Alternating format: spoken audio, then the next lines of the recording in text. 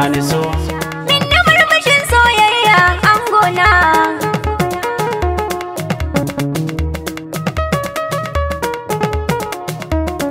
Lokaci yayi zan tattara 'yan kaya na nije kasa Nijar kin gaba ki kara gani na. A'a dakata dama ina da burin tafiya. Mu je gidan ku ne ma gidan mu ne in zauna. To jira ga 'yan kuɗi ki so mu adashe yanzu zan dawo ni da ke akwai ku amana.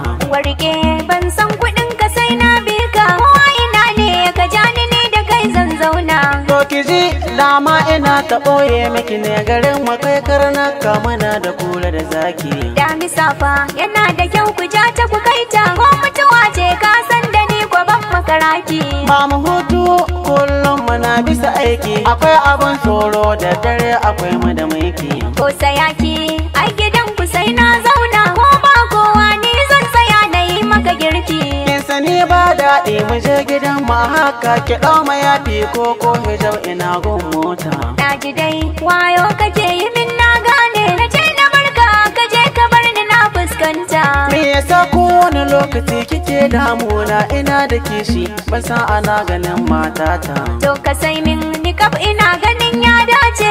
Ko ina za ka zanabe ka can fa mu huta. Na sani ke ƙudirin ki ga mai kishi ina da 'yan mata zani je a gunsu na faka. Ko ka je ko kar ka je ina kallon ka. Ka sani in ma ka fice ina bayan ka. To ki je ni dai zuwa garin na fasa zani jinkirta zani je a bayan kaka. Na ji dai ka san ina da komai nasu. Ka je ka bi su in har da rai kwani ce taka. To ba za ni je a gidan ba.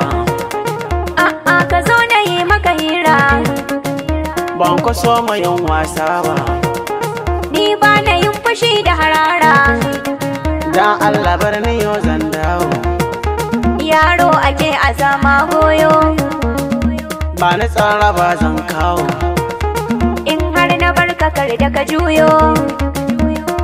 Dakata matata ina ƙaunar ki. Ni ba za ka min wayo ba.